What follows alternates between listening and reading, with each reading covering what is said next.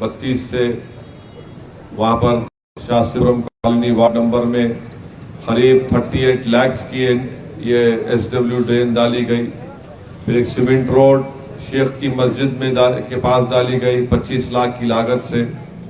फिर एक cement road अल करीम पान शॉप के पास डाली गई 22,60,000 की लागत से। और एक सीवरेज लाइन और सीमेंट रोड अदीबा होटल से इलेक्ट्रिकल टावर तक काम हो गया 67 लाख का। फिर अजीज मिल्क और अरमान मेडिकल हॉल से नूर कॉलोनी तक 30,50,000 की लागत से एक सीमेंट रोड डाली गई। फिर अदीबा होटल से ट्रांसफार्मर तक एक 11,50,000 की CC रोड डाली गई। अंसारी रोड में वहाँ पर भी एक सीमेंट रोड का काम हुआ है 6,90,000 का। फिर एक CC road RMC house number 18-14 से लेकर डाली गई 4,25,000 की। फिर एक ख्वाजा बंदा नवाज क्लिनिक के पास SW ड्रेन का काम 22 लाख की लागत से हुआ। फिर CC रोड डाली गई स्टेट कांटा के पास 20 लाख की लागत से। और एक सीढ़ियाँ डाली गई पहाड़ को काट कर अंसारी रोड में 5 लाख की लागत से। फिर एक सीमेंट रोड डाली गई ARK ग्रामर स्कूल के पास 30,50,000 की लागत से। ये काम पूरे हो चुके हैं। और फिर रिजवान कॉलोनी में CC रोड डाली गई 27,50,000 की लागत से। एक BDCC रोड आजम ट्रेडर से सुभान कॉलोनी में डाली गई उसकी 55 लाख की लागत से। SW ड्रेन डाली गई रिजवान कॉलोनी में सईद साहब के घर के पास जिब्रील मस्जिद तक 50 लाख की लागत से। फिर नूर कॉलोनी में अल रहमान स्टोर के पास मुस्तफ़ा नगर ओवैसी हिल्स में 5,30,000 की रोड डाली गई। फिर अंडरग्राउंड की सीवरेज लाइन डाली गई आपके CC रोड अदीबा होटल से एंड पॉइंट है उसका घर का नंबर है 19,80,000 की लागत से। और एक अहम काम होना है जो शास्त्रीपुरम का एंट्रेंस है वहां से लेकर रेलवे ट्रैक तक और रेलवे ट्रैक से लेकर वट्टेपल्ली तक एक रोड वाइडनिंग का प्रपोजल है। इंशाअल्लाह ताला इलेक्शन के बाद उसको जल्द से जल्द मंजूर करवाया जाएगा। ये मैं इस बात का इकरार करता हूं कि रेलवे ट्रैक के पास जो ब्रिज का काम हो रहा है बहुत ही सुस्त रफ्तार से हो रहा है। एक अजीब व गरीब एक इफ्लास कॉन्ट्रैक्टर को काम मिला, कई मरतबा हम बोलने के बावजूद भी वो काम में तेजी नहीं पैदा कर रहा है। मगर मुझे यकीन है कि इंशाअल्लाह ताला जल्द से जल्द वो ब्रिज का काम मुकम्मल हो जाएगा। फिर जू से लेकर आपके आराम घर तक आप देख रहे हैं ब्रिज का काम चल रहा है, तो इंशाल्लाह शायद वो काम और एक 6-8 महीने लगेंगे। मगर ये और फिर शास्त्रीपुरम में अंदर वहाँ पर एक इंडोर स्पोर्ट्स कॉम्प्लेक्स बन रहा है जिसमें स्विमिंग पूल होगा, बैडमिंटन के कोर्ट्स रहेंगे, पार्क रहेगा, जिम्नेजियम हॉल रहेगा, एक कम्युनिटी का सेंटर रहेगा। तो अल्हम्दुलिल्लाह ये तरक्याती काम मजलिस की तरफ से मुकम्मल किए जा रहे हैं। यकीनन बहुत से इलाकों में काम करना बाकी है। मैं आपसे वादा कर रहा हूं कि इंशाअल्लाह ताला हमारी कोशिश ये होगी कि जल्द से जल्द उन पूरे कामों को पाए तकमील को पहुंचाया जाए। हमारे उम्मीदवार स्वामी यादव साहब के बारे में बताना ज़रूरी समझता हूं कि बहैसियत रुकने बल्दिया ये 3 साल पहले कारवान के बल्दी हल्के से मुंतखब हुए और उस बल्दी हल्के में वो कामयाबी बीजेपी को चौंका दी। इनकी कामयाबी बीजेपी और कांग्रेस फिरका परस्तों की रातों की नींद उड़ा दी, क्योंकि वहां पर स्वामी यादव के साथ वहां के यादव संगम के लोग थे, गंगापुत्रा संगम के लोग थे, दलित लोग आ गए और एक ऐसा नजर आ रहा था कि तमाम जो सही मानों में सेकुलरिज्म नजर आता वहां पर वो सेकुलरिज्म नजर आ रहा था। और यही वजह है कि स्वामी यादव को कारवान के बल्दी हल्के से एक बड़ी कामयाबी मिली। मुझे यकीन है कि राजेंद्र नगर के असम्बली हल्के में भी जिस तरह उन्होंने तमाम तबकों को साथ लेकर काम किया, राजेंद्र नगर में भी इंशाअल्लाह ताला एक मंसूबाबंद तरीके से अच्छे तरीके से मजलिस के जिम्मेदारान काम कर रहे हैं। मेरी आपसे गुजारिश ये है कि आप अपने वोट का इस्तेमाल करिए।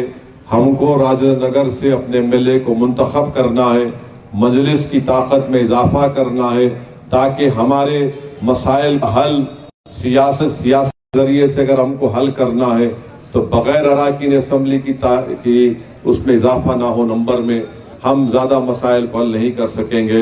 हम हुकूमत पर दबाव डालकर हमारे काम को हल कराना है। आज आप देखिए कि 7 रुकन असम्बली है मजलिस के अल्हम्दुलिल्लाह तेलंगाना में, मगर आज आप देखते हैं कि मजलिस की नुमाइंदगी पर 201 हम मुस्लिम बच्चे और बच्चियों के लिए स्कूल कायम किए गए, रेजिडेंशियल स्कूल, और उसमें 1,30,000 के करीब तुलबा और तालिबात पढ़ रहे हैं। ये बहुत बड़ा काम मजलिस ने किया।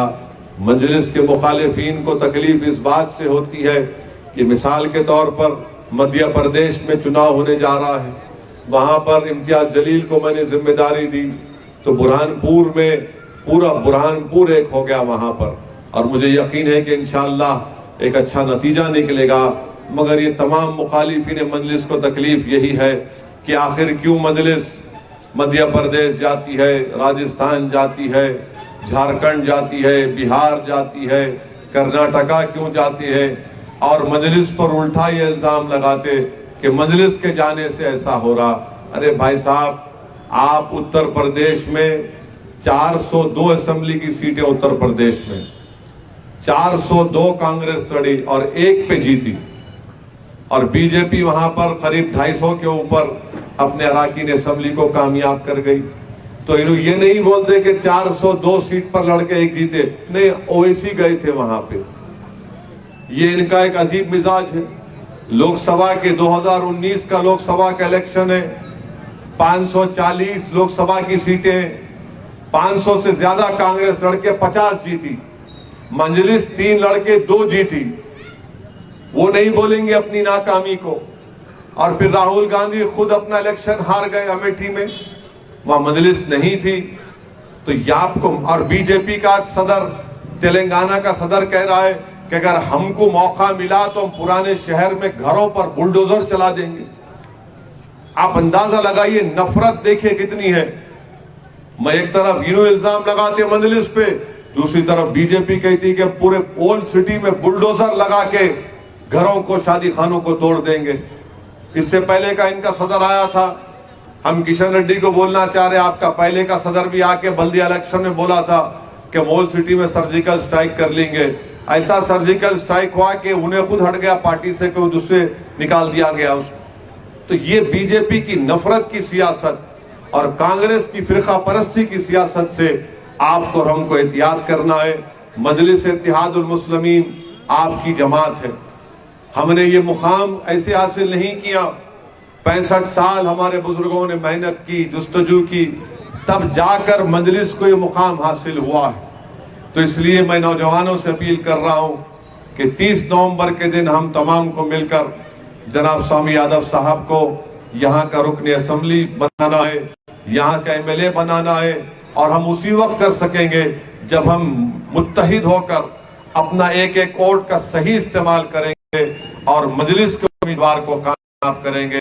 मैं अपील कर रहा हूँ जिम्मेदारों को, मर्द हजरात को, कि आप सिर्फ जाकर अपना वोट मत डालिए, अपने पूरे अफराद या खानदान को लेकर जाइए, पोलिंग बूथ में जाकर वोट डालिए। मैं मजलिस के जिम्मेदारों से अपील कर रहा हूं कि आप भी पहले अपने अफराद या खानदान को ले जाकर वोट डालिए। अगर आपके पास वोटर आईडी कार्ड नहीं है, इलेक्टोरल एपिक कार्ड नहीं है, तो आप आधार कार्ड लेकर जा सकते, आप राशन कार्ड लेकर जा सकते, आपके पास पासपोर्ट है तो पासपोर्ट लेकर जाइए, बैंक की पासबुक है और उसमें आपकी फोटो, ऐसे 9 दस्तावेजात हैं जो आप लेकर जा सकते हैं और अपना वोट डाल सकते हैं। तो मेरी आप तमाम से दवन गुजारिश है कि जहां तक मेरी आवाज पहुंच रही है, खास तौर से मेरे बुजुर्गों से, मेरी इज्जतदार माँ और बहनों से मेरी अपील है कि 30 तारीख के दिन नवंबर की आप निकलकर मजलिस के इंतखाबी निशान पतंग है, पतंग के निशान पर बटन दबाइए, राजेंद्र नगर से अपने एमएलए को बनाइए। ये मौका हमारे पास है कि अगर हम अपने सही वोट का इस्तेमाल करेंगे तो यहाँ से जरूर इंशाअल्लाह ताला स्वामी यादव आपका एमएलए बनकर तेलंगाना के असेंबली में जाएगा। इससे ना सिर्फ राजेंद्र नगर का बल्कि हैदराबाद और तेलंगाना के गरीब और मजलूम अवाम की एक बेमिसाल कामयाबी होगी, एक तारीखी कामयाबी होगी जो मुमकिन है बशर्ते कि आप मुत्तहिदा तौर पर अपने वोट का सही इस्तेमाल करें। मैं यही चंद गुजारिशात अर्ज करने के लिए आपके दरमियान में आया था। आपका बेहद शुक्रिया। अस्सलाम वालेकुम व रहमतुल्लाहि व बरकातुहू।